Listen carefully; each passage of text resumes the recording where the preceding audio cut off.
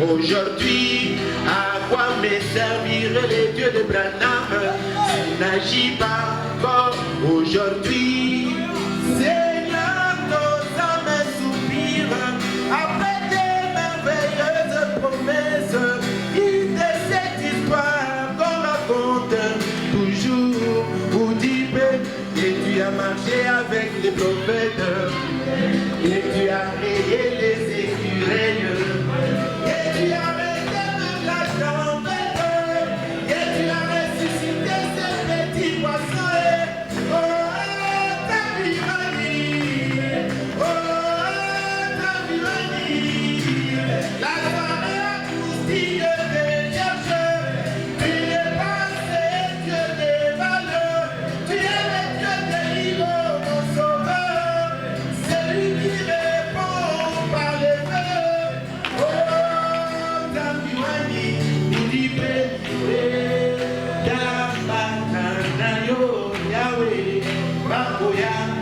katia losambo makambo etoti bango na mitema otikate bazonga na yango ozali wapi nkolo na ngai nalobata lokola Gédéon soki ozalaki na biso wapi likambo oyoyo osalaki nkolo na ngai udipeni Nzambi udipeni que le Seigneur vous bénisse.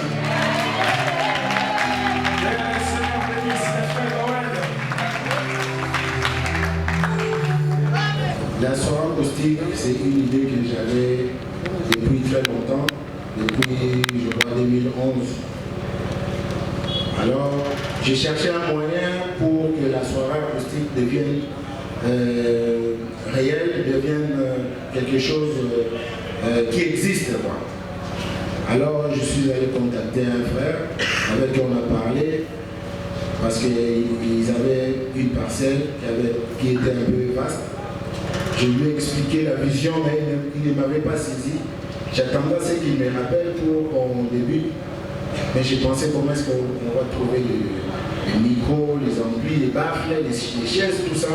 Ça m'embrouillait, je ne savais pas comment commencer. Alors, arrivant en 2012, on s'est rencontrés, moi, lui et le frère Joseph Abel. C'est là où a commencé le Gonège. Et il y avait un frère qui nous avait produit.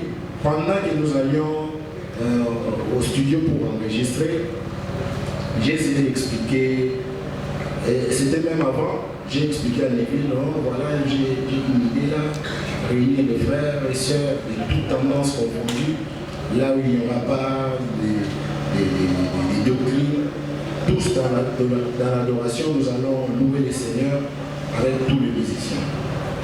Alors nous sommes allés au studio, on a parlé, le frère Joseph aussi s'est intéressé. Et le ville me dira que non, papa est une église, mais c'est à Kimoinza, mais nous sommes déjà à la cité verte. Alors je lui ai dit, non, en tout cas, on va un peu parler avec papa, s'il va accepter, et on va commencer. Il a parlé avec le pasteur, et puis le pasteur était d'accord.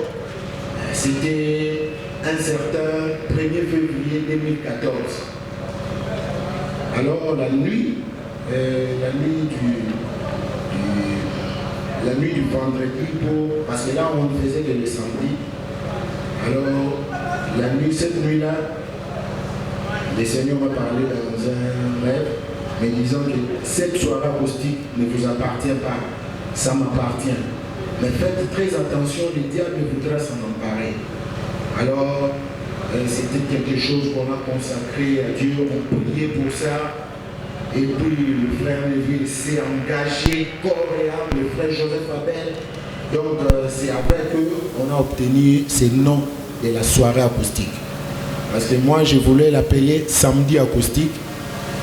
Et un frère là a parlé avec Neville lui disant que non. Là ça pourrait être même le lundi, le mardi, le mercredi. Alors pourquoi ne pas donner à cela la soirée acoustique? Alors on avait adopté le nom là. Et voilà un peu de mots. Comment est-ce que la soirée acoustique existe? Ben Chimanga, frère Goël que j'apprécie beaucoup. Je voulais savoir comment vous répartissez votre temps. Vous travaillez, vous êtes chanteur. Comment vous répartissez votre temps pour se consacrer et nous produire de telles belles chansons? Ma deuxième question serait de savoir, finirez-vous aussi à être un prédicateur dans les jours à venir? Merci. Merci à notre frère. La musique, c'est une vie pour moi. J'ai eu, si je dirais, la chance de me donner plus à Dieu quand j'étais déjà dans l'école secondaire. Alors en ce temps-là, on avait plus de temps. Vous revenez de l'école, vous réalisez vos notes, et puis le reste, vous êtes là, il y avait des vacances, vous n'aviez rien à faire. Alors pendant ce temps-là, avant même que je ne débute ma carrière, c'était la consécration. Chez nous, papa tenait le fouet pour que tu ailles prier Et il faut veiller. Il se réveille là, il a veillé, il rentre de l'eau sur vous, vous vous réveillez, même si vous vous fâchez comment, allez prier. C'était comme ça, alors on s'était habitué. On s'est donné au Seigneur à un niveau que même les quartiers, les gens du quartier nous trouvaient bizarres. On était tellement consacrés, même la maison là était devenue une maison qui faisait peur aux gens du quartier. Pourquoi? À cause de l'atmosphère qu'on créait. Et c'était pendant ce moment-là que j'ai commencé à sentir, je devais chanter. J'ai eu un encadreur, il était là. Quand ce n'était pas le moment, mais j'ai senti l'appel pour la musique. J'ai commencé déjà à faire des compositions par-ci, par-là. Mais quand je chantais devant mon frère qui m'encadrait, il me disait que non, Waneza Banzembo Terana. Banzembo l'église,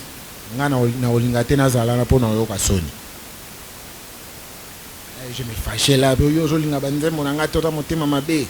Et à chaque fois que j'ai chanté ces chansons-là aux frères, j'avais de mêmes résultats. Je me dis, oh, c'est que mon grand frère ici me dit des choses vraies.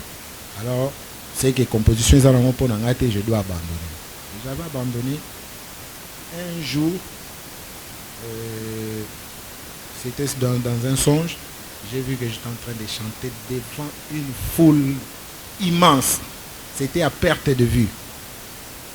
Je me dis, oh, voilà ce que j'ai vu. Et après ce temps-là, les inspirations maintenant commençaient à venir. Depuis ce temps-là jusqu'à aujourd'hui. Donc, j'ai eu à beaucoup composer pendant ces moments-là. Et maintenant, là, on a des engagements. Les compositions viennent, mais c'est plus comme avant. Il y a plusieurs chansons. Les chansons que vous avez déjà entendues, je dirais, c'est le 1/10 peut-être de toutes les chansons que j'ai. Donc j'ai eu à beaucoup composer pendant ce temps-là. Aujourd'hui, là, je peux rester une semaine, 2 semaines sans pour autant répéter ou quoi que ce soit. Mais je trouve quand même un petit moment, ma femme est là. La nuit, je me lève et puis je fais tout pour répéter. Finirez-vous aussi par être un prédicateur? Oui et non. Pourquoi je dis oui? Parce que si le Seigneur m'appelle pour faire ça, je n'irai pas, comme on dit en lingala, qui boudi. J'aimerais être sûr que c'est Dieu qui m'envoie. Parce qu'aujourd'hui, il y a le courage qui pousse vraiment beaucoup dans les champs. Or, c'est un terrain que je ne peux pas m'hasarder. Et quand je dis non, je n'aime pas ça. Je n'aime pas être un prédicateur. Alors, j'ai pas la langue facile, pas comme Moïse, même moi, j'ai pas la langue facile. Je peux avoir une idée.